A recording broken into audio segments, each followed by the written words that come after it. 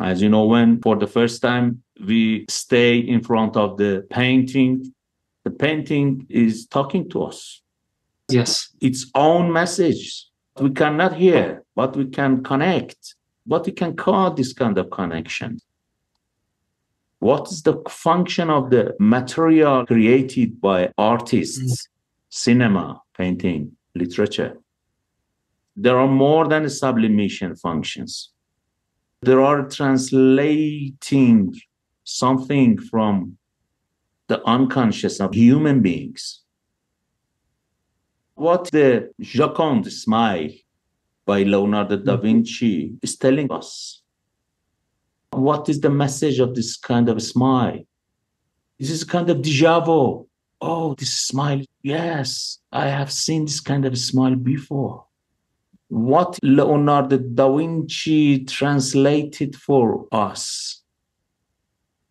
It's a really complex question. I don't know if I have even the hint of an answer. The first thing that came to my mind is that the arts are also very dependent on cultural context. Gioconda is very powerful, surprisingly, after the 19th century. It's amazing that before the Gioconda was not considered an important painting in the history of art. And then something changed. The Gioconda became very famous when it was stolen from the Louvre. And the Gioconda became the cover of all the newspapers worldwide. Suddenly, the publicity that the Gioconda received for being stolen made people look at it differently because the Gioconda became a celebrity.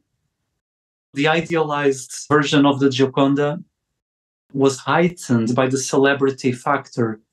But I do agree with you that way before newspapers and way before the public paid attention to the Gioconda, even Leonardo himself considered the Gioconda perhaps his most important painting. And he even left Italy and he took the painting with him. He never gave the painting to the client, which is incredible. Leonardo was a slow painter because he was a polymath. He was a sculptor, a scientist, even a chef, a musician, everything. He dissected bodies, anatomy, everything, hydraulics, flying machines. So the Gioconda was one of his many projects. And because of that, he used to take many years to finish a painting. As far as we know, he was painting the wife of Giocondo. And her name was Lisa. That's why in Italian it's called Mona Lisa, so Mrs. Lisa. But when Leonardo went to France, he took the painting with him. And that's why the painting ended up at the Louvre. It wasn't stolen. Well, maybe Leonardo stole it from the client, but he never gave it to the client. That makes me believe that Leonardo considered the Gioconda his most important painting. I remember reading a psychoanalytic theory, and I don't remember if it was Freud. Leonardo didn't grow up with his mother. So according to this theory, the Mona Lisa represented the motherhood that Leonardo did not have. And of course, I read many other theories. Some seem very surreal to me, that it was a self-portrait as a woman. I find this a bit doubtful because, as far as we know, it's the portrait of a real client, of the wife of Giocondo. The first thing that speaks to me, it's not the meaning, so it's not the symbolic. The first thing that speaks to me is the formal. It's the shapes.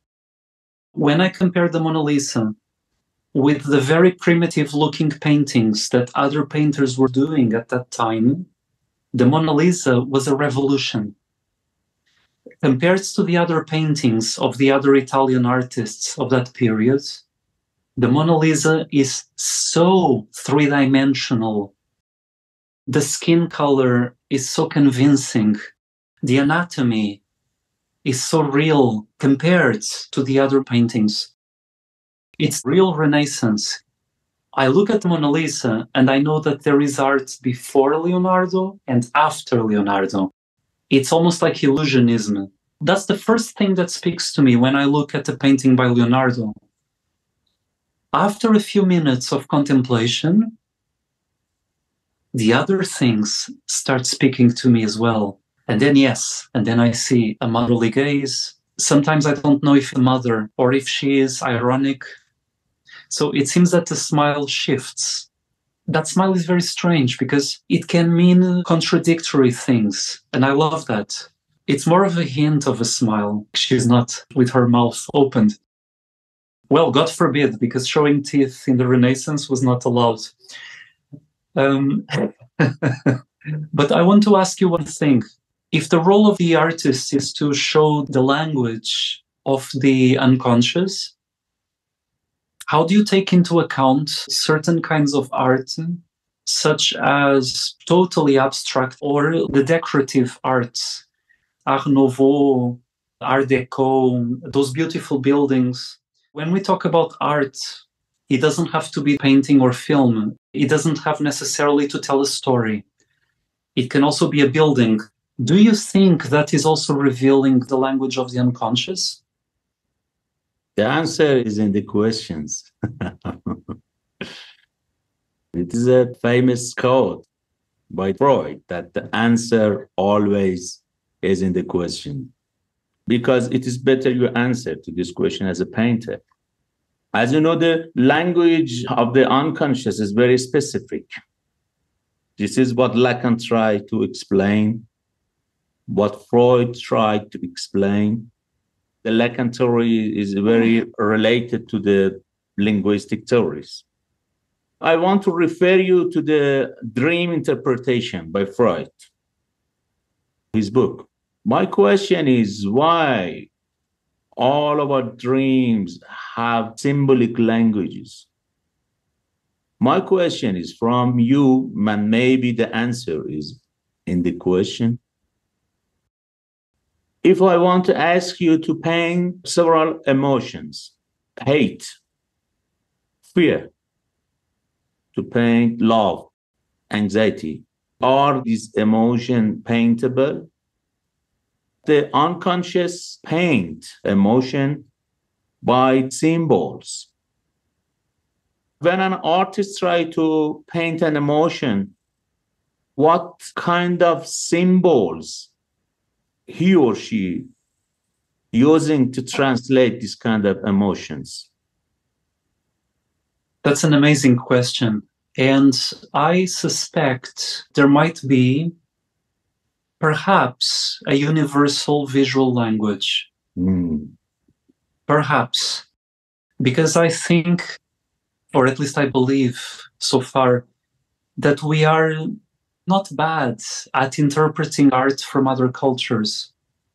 And we are not horrible or inefficient at interpreting art from different centuries. There is still some kind of communication, even when we are very different types of people. You can paint all those emotions, but are they going to be interpreted the same way by different viewers? Probably not. So one image might look scary to someone, and it might make somebody else laugh with humor. They will see the sarcastic element. I think images are also mirrors of the viewer.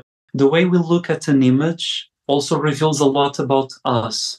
It seems to reflect something back at us, at least when an artwork speaks to us, because not every painting speaks to us, and sometimes we are not receptive. One day we don't care about the painting. Next month we see it again and we think, wow, it's a masterpiece, and I didn't notice that before. I think there's also an element of the viewer's gaze. But temporarily, let's forget that. Let's just talk now from the artist's perspective.